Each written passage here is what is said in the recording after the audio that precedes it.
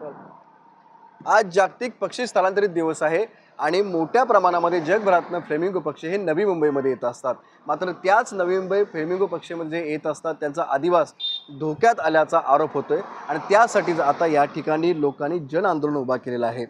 नेरूळ सीवूडमध्ये जो खाडी किनारा आहे, जे DPS लेक आहे, जो चाणक्य लेक आहे, ते लेक बुजवून संपवून त्या ठिकाणी इमारती उभा करण्याचा घाट हा सिडको घालत आहे अशा प्रकारचा आरोप होतोय आणि म्हणूनच हा जो फ्लेमिंगोचा जो अधिवास आहे तो वाचवण्यासाठी हे लोक आता रस्त्यावरती या ठिकाणी उतरलेली आहेत. सर काय म्हणाल, कशा पद्धतीने फ्लेमिंगोचं अस्तित्व नवी मुंबईत धोक्यात येऊ लागलेलं आहे?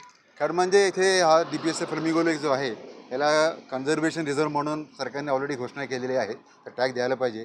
पण जे काम जे सुरू असताना ते GR वगैरेचे काम सुरू असताना सिडकोने एक काम केली की म्हणजे ते इथे ते पाणी येण्या जाण्याची मार्ग जो आहे ते मार्ग त्यांनी बंद केलेले आहे. त्याच्यामुळे इथे पाणी अजिबात येत नाही आणि जे पूर्वी आलेले पाणी होते घाण पाणी त्याच्यामुळे ते खूपच प्रमाणे शेवाळ जमलेले आहे, ते पण क्लिअर करायला पाहिजे. आणि रिसेंटली NGTने आपलं केस सो मोठो घेतली होती. NGTची जॉईंट इन्स्पेक्शन कमिटी इथे येऊन सगळे वस्तुस्थिती बघून त्यांनी रेकमेंडेशन केली की हा लेक कन्झर्व करायला पाहिजे. आणि सिडकोला त्यांनी स्पेसिफिकली सांगितलं की ती तुम्ही मार्ग मोकळा करा आणि कन्झर्व करा. आणि नवी मुंबई महानगरपालिकेला पण त्यांनी सांगितलं की तुम्ही पण कन्झर्व करायची मार्ग काढा, तुम्ही योग्य रीतीने काम करा. ते सगळे असताना पर्यावरण डिपार्टमेंटची ऑर्डर असताना अजूनही ते काम होत नाही. त्याच्यामुळे खूपच शेवाळ जमलेले आहे. त्याच्यामुळे पक्षी येतात, पक्षी वरून बघून परत जातात, पक्षी इथे लँड करत नाही. आणि फक्त पक्षीसाठी नाही, शहर वाचवण्यासाठी पण आपल्याला वेटलँडची गरज आहे, पंचक्षेत्राची गरज आहे. हे सर्वांना माहितीची गोष्ट आहे, सिडकोला पण माहिती आहे. तरी पण सिडको याला एक लँड पार्सल म्हणून त्याची एक धोरण आहे. हे धोरण त्याच्या विरुद्ध पण आम्ही इथे उभे आहेत. सिडकोच्या म्हणण्याप्रमाणे ते हा लँड व्हॅल्यू, हा लेकचा व्हॅल्यू आहे 3600 crores.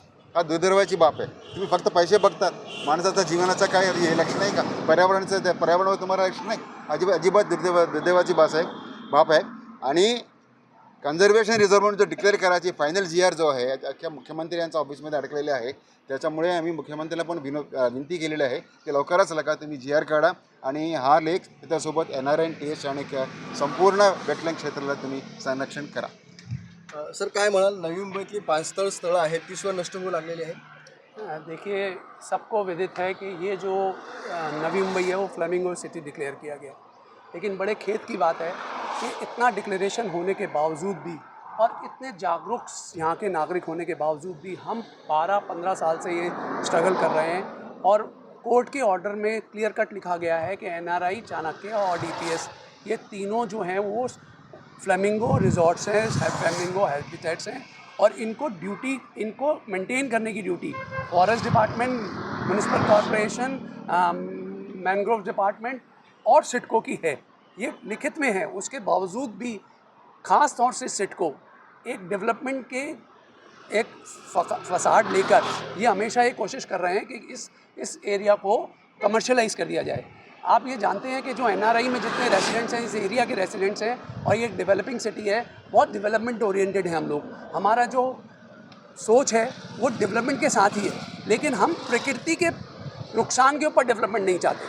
हम सिर्फ अथॉरिटी से यही उम्मीद करते हैं कि प्रकृति की कॉस्ट पे डेवलपमेंट नहीं होनी चाहिए, डेवलपमेंट होनी चाहिए प्रकृति के साथ रह के. अगर हम प्रकृति की कॉस्ट पे डेवलपमेंट करेंगे तो ये जो है सब लोगों के लिए, जैसा कि आपको पता है कि जो मैंग्रोव्स हैं, वेटलैंड्स हैं, ये एक हमारे सेफगार्ड्स हैं एज अगेंस्ट द फ्लड्स.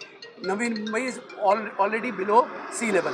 तो अगर डेवलपमेंट अथॉरिटीज़ को अगर इस चीज़ की ज्ञान नहीं है तो हमारे को उनकी ज्ञान के ऊपर, उनकी प्लानिंग के ऊपर, उनकी सोच के ऊपर, उनका विजन के ऊपर बहुत ही क्वेश्चन मार्क है. और यही दिखाने के लिए हम सब लोग इकट्ठे हुए हैं. बार बार हम यही प्रयत्न कर रहे हैं कि उनको ये चीज़ समझ में आ जाए और इसको फॉरेस्ट कंजर्व डिक्लेअर करें.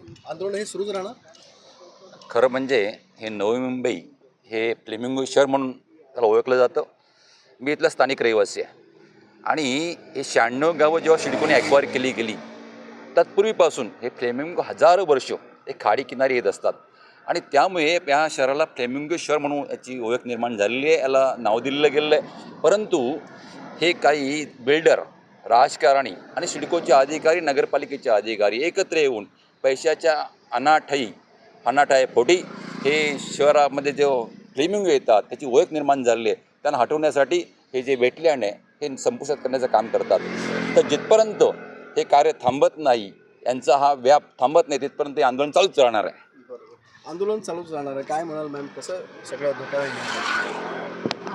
सगळेच धोक्यामध्ये आहे. तरी एकतर ते आजचे जे पक्षी जे स्थलांतरित दिवस आहे त्याचा अर्थ म्हणजे आपण जेव्हा बाहेरगावी जातो आणि जेव्हा घरी परत येतो आपण किंवा दुसऱ्या देशात जातो किंवा दुसऱ्या जागी जातो तेव्हा आपल्याला थांबायला आणि भूक लागलेली आहे, थकलेलो आपण असतो प्रवासमध्ये, तर आपल्याला एक जागा हवी असते. ते आपल्या ते थकवा मिटवायसाठी, भूक आणि ताण मिटवायसाठी एक जागा हवी असते. तशीच ही जी आर्द्रभूमी आहे, ही जी वेटलँड आहे, जे आदिवास आहे, त्या फ्लेमिंगो जे हजारो जी किलोमीटर्स जे फ्लाय करून ते उडून या जागी येतात, ते आफ्रिकामधून येतात, ते कच्छमधून येतात, तर त्यांना ते ही जी आदिवास आहे त्यांना ही जागा आहे, त्यांना थोडंसं विश्रांती घ्यायला, जेवण करायला. आणि आपण जेव्हा बाहेरगावी जातो, आपण धर्मासाठी कुठेतरी जातो, आपण वेगवेगळ्या जागी धर्मशाला बनवतो माणसांसाठी, की हे माणूस आपले चांगले आहे, आपल्याला पुण्य काम करायचं म्हणून आपण धर्मशाला बनवतो. तर ते माणसासाठी धर्मशाला बनवतो, आपण गायीसाठी गौशाला बनवतो. ही जीव नाही आहे का? जी फ्लेमिंगो सिटीमध्ये आपण फ्लेमिंगो सगळीकडे बघतो, पोस्टरमध्ये, फायबर स्ट्रक्चर्समध्ये आपल्याला फ्लेमिंगो सिटी म्हणून ओळखायला खूप आवडतं ते, आणि आपल्याला पेंटिंग्स आवडतं. पण ते खरी फ्लेमिंगोची जी आहे त्या जीवाची आपण जे आदिवास आहे ते नष्ट करतो, त्याला खायला प्यायला राहायला आपणची जी जागा आहे ते नष्ट करतो.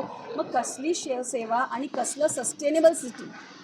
ज्या फ्लेमिंगो बघायला मी आफ्रिकेला 9 वर्ष होती आणि ज्या फ्लेमिंगो बघायला आमच्या इकडची लोक हजारो डॉलर खर्च करून तिथे जातात.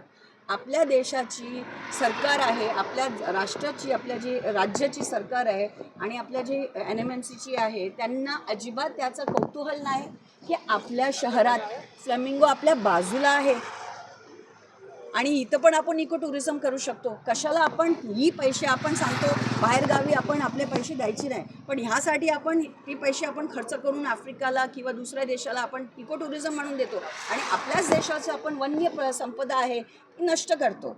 नक्कीच आपण पाहतो की आपल्याच देशाची वनसंपदा आपण नष्ट करतो आणि याकडे कुठेतरी आता लक्ष देणं गरजेचं असल्याचं या सगळ्याकडून सांगितलं जात आहे.